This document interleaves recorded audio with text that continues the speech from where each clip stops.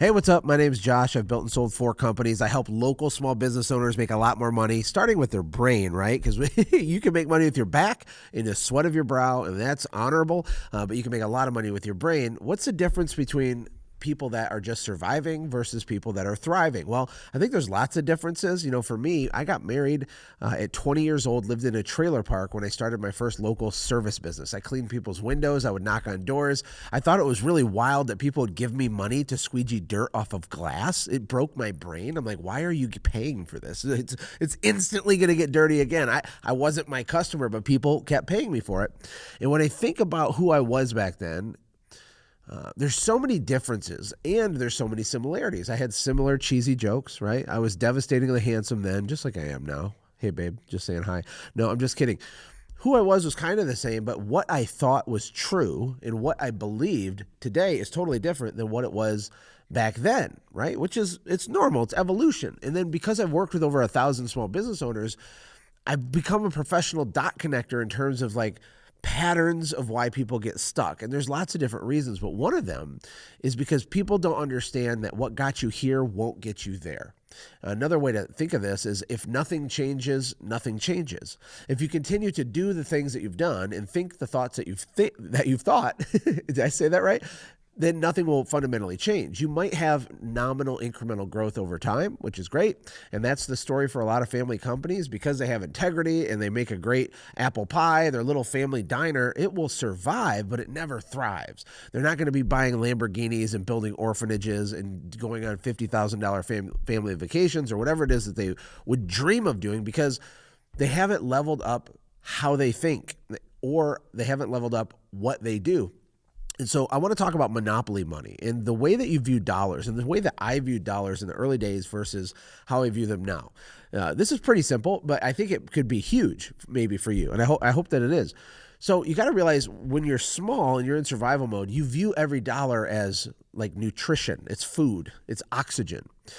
But there has to come a point when you cross the Rubicon into thrival thinking and you kind of graduate out of survival thinking. Here's what I mean.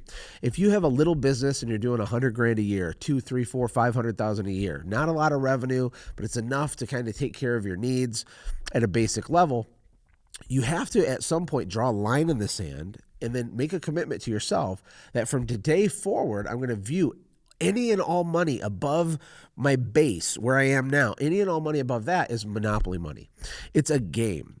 Now, business is a game, but I understand the stakes are high and not paying your electric bill is not a game. Missing your mortgage payment and your car payment, that's not a game. It's not a very fun game.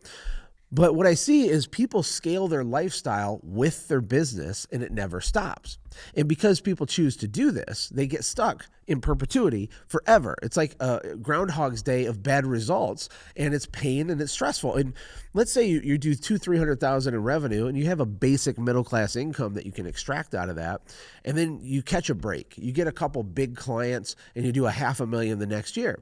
Well, what happens is people buy a bass boat, they upgrade their truck, they take that Disney vacation, they pay off their credit cards, and they take all this extra money, this extra couple $100,000 that was created, and because they weren't moving into thrival mode and drawing a line in the sand, they're still actually in survival mode even though they're buying these things. And they're in survival mode because mentally the way they view money is wrong, at least assuming you want to get rich and you want to get financially free. At some point, you have to lock your lifestyle in place. And then all this extra revenue is an opportunity for you to start playing a different game. It's really true that a $2 million business is actually way easier and less stressful to run than a $200,000 business. But if you are constantly choking and sucking the oxygen out of your company by increasing your lifestyle along with revenue, what happens is you grow way slower. And you get stuck there kind of forever. And you don't have the money you need to invest in your staff and to spin up marketing campaigns. Sometimes for a really good, effective sales and marketing system to exist, you have to waste, I say that with quotes, $40,000 learning. You have to test a whole bunch of stuff, learning to get the feedback loop to then have found the winner, and then you can scale that. But once you have it, you could scale to 3 million, to 5 million, to 10 million. You could franchise your business. It could be the missing skeleton key of everything you need, but there's not enough free cash flow or monopoly money for you to even play that game to find out, right? So imagine you had to grow your business and there's no social media. What would you do? Well, you would make lots of noise. You'd have to go talk to people. You'd have to go human to human. There's no bulk text messaging. There's no Facebook. You would have to go talk to people. And if you didn't go talk to people, or only 10% of your working hours was spent talking to people, can we both agree that you'd probably be broke, right? Most small business owners just need way more volume of noisiness, of making known, of just not hammering people, not convincing people to give you money, but just being excited about your business so people know that it exists. And back then, there was no shortcuts like there is now. And I think part of the problem is we have it really easy right now. And even if you're frustrated with your business growth, you're probably not frustrated enough. Because when I said if nothing changes, people usually only take action when there's massive pain. There's kind of two buckets of people.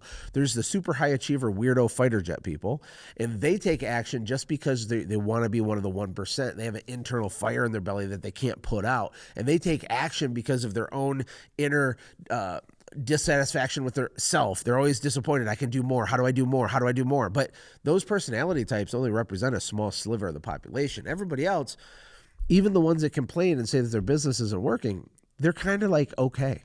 And when I say that, it doesn't mean that they're happy with their circumstance. It means they're not in enough pain to actually fundamentally change something and do something different, right? Because if you were, you would figure it out. And, if it's the year 1713 and you have to chop down trees and build the log cabin before winter, or you die, guess what? You chop down trees and build the log cabin so that you don't die. And today, it's not quite like that. Because in the back of your mind, you're like, well, it'll be fine. I could do that online sales funnel. I heard Russell say I'm only one funnel away. I could do that next month. I'll get rich pretty soon. I know. You know what? I've worked hard. I deserve it. You know what? We're going to get that Chevy Silverado that I've always wanted. And so there's all this short-term logical justification of you sabotaging your own success on accident. If you want to really crush it, you have to delay gratification for a little while. Most people aren't willing to put their head down for a year, even though it'll give them everything they want. They really aren't. And, I'm not beating you up. It's just the reality. But ask yourself and be honest. But when it comes to monopoly money, once you get to a place of basic stability, meaning you can buy peanut butter jelly sandwiches and pay your electric bill, okay? When that's true, anything above and beyond that is game money. It's house money. And what do you want to do with that is hire more people and test marketing campaigns and build levers. That's the game. People sometimes complain that it's too expensive. They can't afford to hire an employee. But the reality is that all employees are free. They don't cost anything. Employees are free if you have a marketing lever and you understand how money moves in and out of a business. In your service business, if you have a local cleaning company or something, you only pay your employee a portion of the value that they're generating for you. Therefore, they're free. And you might have an administrative person or someone that works in the back office that's a cost center to your business. Fair enough, but they're still free too, assuming you're making noise and the business is growing. So remember, employees are free. In a way, marketing's kind of free if you use your brain, create money, lock your lifestyle, and think long term. I'm not saying you have to do it. These are just things to consider and things that I think about. When I look back at old Josh, I thought every dollar that came into my business should go to my own consumption because I deserved it and I worked really hard. And then Josh today realizes that Josh gets to eat last, but Josh is going to get the biggest reward out of anybody if I can hold the ship together and it doesn't burst into flames on the way to the mountaintop, right? Hey, thank you so much for watching. If you enjoyed what you watched, click the video on the left to watch the previous upload. And if you want one of my personal favorites, click the video on the right. And of course, don't forget to hit the middle to subscribe so you never miss an upload. Thank you again for being on this journey with me.